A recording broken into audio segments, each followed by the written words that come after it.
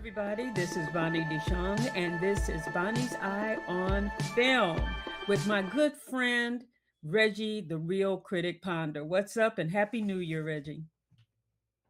Happy New Year, Bonnie. I was really happy to see you at the Christmas party this year. We had a blast and been trying to get you over there for years. So now that you have come once, you are now banned. So let's get to talking about movies.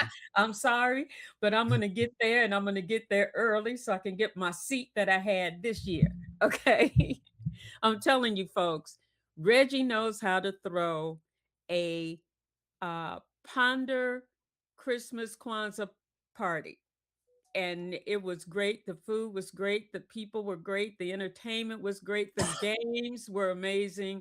So, yeah, Reggie, I'm sorry. You stuck with me. All right, good. I know we got a lot of movies to get into. I just got back from the Critics' Choice Awards out in LA. It was my first time attending as a member because many times they had it in a smaller venue. They had it at the Barker Hangar in LA, which accommodated everybody. I was somewhere back there in the back, but I was in the room. You was So in the I, room, I but was in the we room. got, we got to stop because Reggie had on this gold suit. I mean, gold. And I think if I remember correctly, with a black collar, Black shirt, black shirt.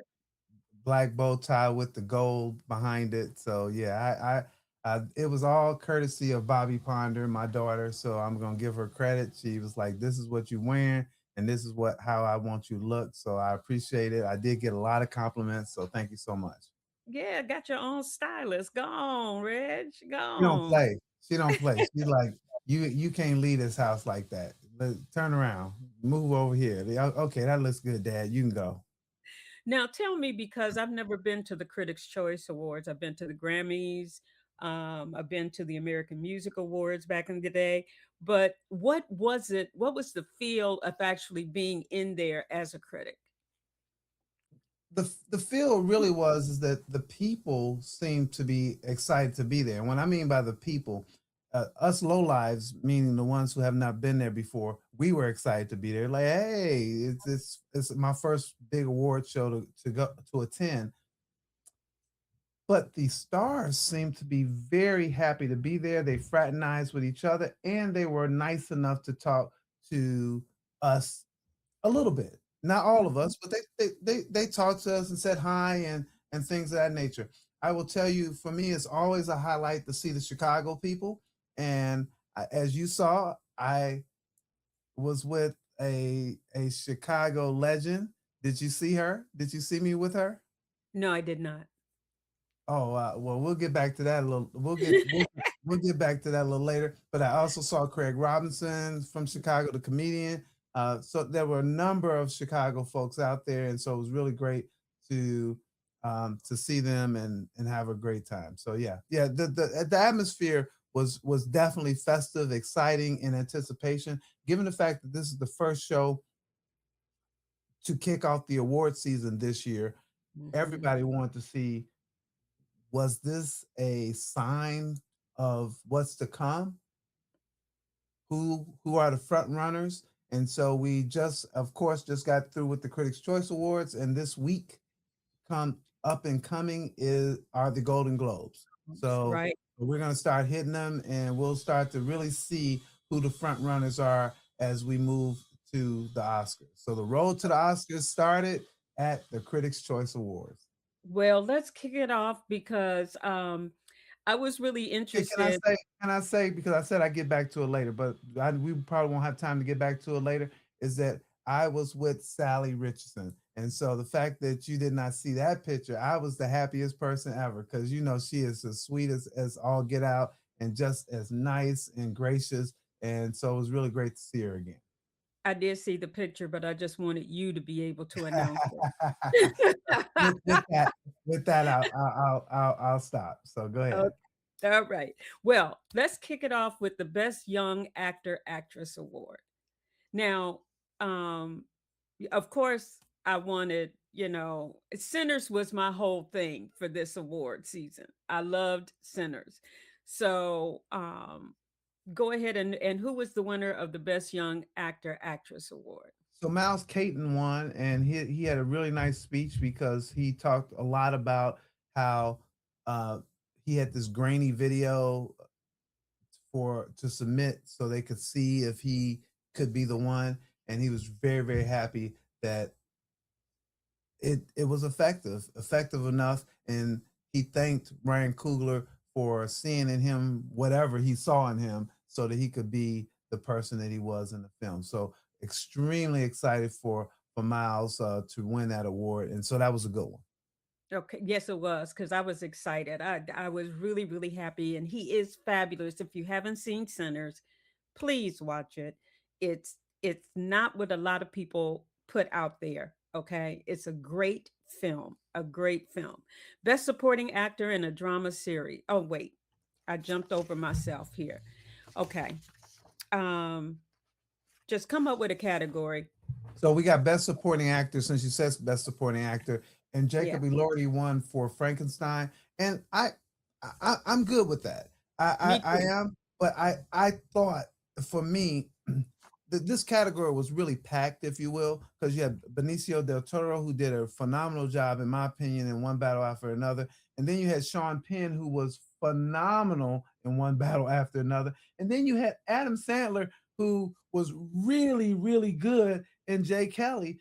That for people who don't value his acting chops because they really see him as maybe a little goofy, a funny comedian. He did a really good job there. So, and even in sentimental value. So everybody who was nominated there, I thought this was a packed category, and so Jacob Elordi won for Frankenstein. Kudos to them. I agree with you on that because Sean Penn stood out to me in One Battle After Another. I mean, I loved his character and the way he played it.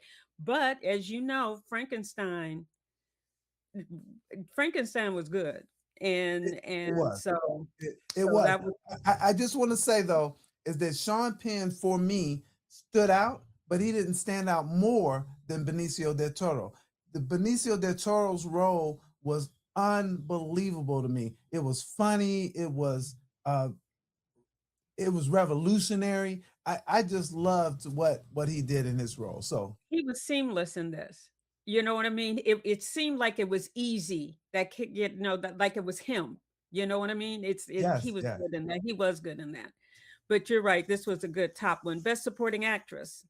So when we look at best supporting actress, the thing I always look at is, do we really value the this is the only place that black actresses have been valued, because they've probably have been nominated more in this category. They have been. I had a number at one point. They've been nominated in this category more than any other category that they've been nominated in. Amy Madigan won for Weapons. I can't say whether I won't say that I think that that was a bad choice, but what I will say is that between Wamni and Tiana, um, I, I I voted, and I ended up voting for Wamni because Mhm. what she did in Centers was phenomenal. But it was hard for me to vote for her because Tiana was really, really good. And in fact, you can catch my full interview on my YouTube page with her. I just put up with Tiana, and she really talks about the movie and what she put into it. And both of these women were very pivotal to making their movies stand out. And I agree with you. I think both of them deserved to be in this category, and both of them deserve to win. I think more than Amy Madigan myself in Weapons. And it's not because that they're, Black American or a Black actress. It's because they did a fabulous job in what they were doing, you know. Fab, So yes. fabulous job. I will say that Ariana Grande was in this category, and she showed up and she looked phenomenal, Well, phenomenal. she did a wonderful job in Wicked. I loved her as Galinda in Wicked. Let's go to Best Actor. All right. Well, when we get to Best Actor, it's really interesting because I thought hands down Michael B. Jordan was the best actor, hands down. I didn't think anybody came close. Now, that having been said, in my review for Marty Supreme, oh, I'm sorry, Marty Supreme. Uh, so so so in my review for Marty Supreme, if you can't really see it, but I'm juggling You're juggling, table table yeah. tennis balls, but I didn't love the movie. I didn't dislike it. I thought it was a solid movie, but because I didn't like the character, it didn't move me. And I felt, as we talked about this before, is that he crushed through so many people and messed up their lives. I would have liked to have understood were those people ever made whole. That being said, I thought Timothy Chalamet was really good in Marty Supreme. However, I don't think he was better, and I don't even think he was equal to a Michael B. Jordan in Sinners. Some are saying that Michael B. Jordan played 2.5 to 3 characters. He played both of the brothers, but then he also played one as a vampire, which changed the whole dynamic of who he was and how he moved through the world. So uh, it was a Herculean effort, and I really thought he should have won that. I agree with you on that. I'm telling you, Sinners was great, and Michael B. Jordan was fabulous. Timothy Chalamet, whatever he's in, he's good, I think. But I don't think he was better than Michael B. Jordan for this category, you know, even if he is with one of the Kardashians. Best actress. So with Best Actress, the one of the things that always bothers me with this category, this is where we always have a lack, in my opinion, of African Americans. Chase Infinity did make it into this group. I Mhm. didn't think that Chase's performance was like Oscar um, level, but I think because of the fact that she held her own with all of those big names like Leonardo DiCaprio, a Sean Penn, a Tiana Taylor, that she got the nod, and I'm like, yay, good for you because you did hold your own uh, Yes, with somebody like a Regina Taylor. So Regina Regina Hall. Regina Hall, Regina Taylor. I'm trying to stay in Chicago. See I there? swear, Uh, you're trying to get some theater in here. I, That's I, what you're I'm doing. trying to stay in Chicago. But Jessie Buckley won for Hamnet, and she had a very impassioned speech, and I was very happy for her. Very happy for her. I think as it relates to everyone who was there, I was just happy it wasn't anything with the film Begonia because Begonia was just didn't do it for me. Yep, yep. Best picture. Oh. Well, before we do best picture, let's talk about the best director. Okay. And best director, we have One Battle After Another. We have Sinners, we have Frankenstein, Marty Supreme, Sentimental Value, and Hamnet. And so to me, the battle really was between One Battle After Another and Sinners, and Paul Thomas Anderson won. And I think Ryan Coogler should have won that, even though Paul put together a very good film. And the reason I say I think that Ryan should have won is that from a technical perspective, everything that he did to make that movie pop is unbelievable. What they shot it on, how many ways they shot it, the innovative ways in which they captured certain scenes. I just thought it was revelatory and so phenomenal. I thought Ryan should have won it, but I'm not mad that Paul won because his movie was a really good movie. And the Well, you reason, know, go ahead. go ahead. No, No, no. go ahead. Finish your thought, because Well, you may forget it at your age. no, because I was gonna kind of segue into original screenplay, but because there was connection with me saying that I felt that Ryan should have won, and what I think happened is that they gave Ryan the original screenplay for that, and then but at the same time gave Paul the adapted screenplay. So they were splitting the baby as much as they could, and you can actually see that in the awards. You get 4 for Sinners, you get 3 for One Battle After Another. I think that they were splitting the baby, and Warner Brothers is happy about their children. Okay. Well, since we're on that part, then let's go to best casting and ensemble.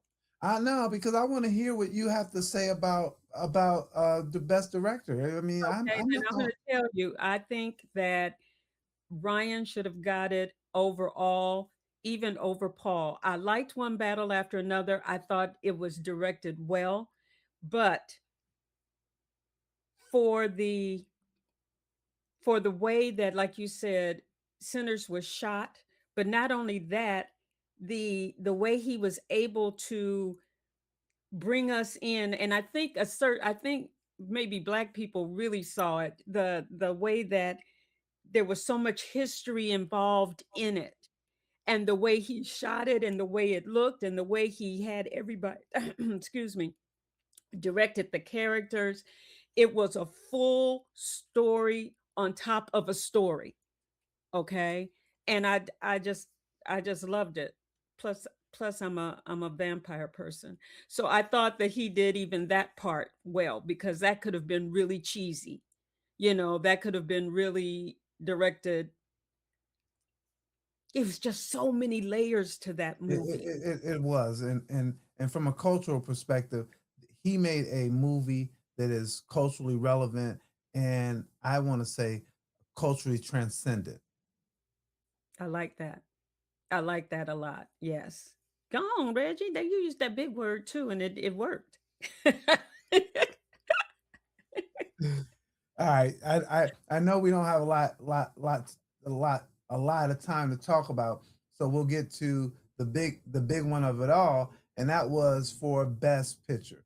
And Best Yes. Picture went to One Battle After Another. I I had those two running Neck one and neck. A and one B, but one A was Sinners for me again as it related to that. So, but again, Warner Brothers is happy. They're pretty happy because both of their babies did really well. Um, it was nice to see Tiana Taylor on the stage uh, to be part of that winning team. So yay! Well, like I said, I think Sinners should have walked away with it. But One Battle After Another is one that I like. I even like Frankenstein. I like that kind of movie, and I thought it was shot very well. And but Sinners to me overall should be a Best Picture. Um, so I can't wait for the Golden Globes to see, because Critics' Choice is good, but the Golden Globes is like everybody is sitting on the seat edge of their seat, All because right, then you so really figure I out. am a member of the Critics' Choice, so I'm not going to let you do that. I'm not going to let you do that.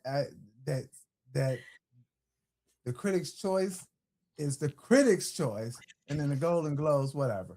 Anyway, and they had controversy, and we didn't. Nah, And so now we that is good. true. That is true. Okay, I take it back. I take it back. Well, You being a know, critic, I guess I should take it back.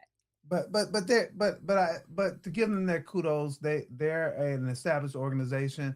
It's going to be very interesting to see what happens with them. And with that, if we could take just a couple of moments to look at the some of the those nominations. When we look at Best Motion Picture for Drama, they have Frankenstein, Hamnet, It Was Just an Accident, Sentimental Values, Sinners, and The Secret Agent. When you look at Best Motion Picture for Musical or Comedy, you have Blue Moon, Begonia, Marty Supreme, No Other Choice, Nouvelle Vague, and One Mhm. Battle After Another. So No we'll be spider, no Kiss of the Spider Woman. no kiss of the Spider Woman. Okay. So those are the for that category. And then I'll just look at two other categories real quick.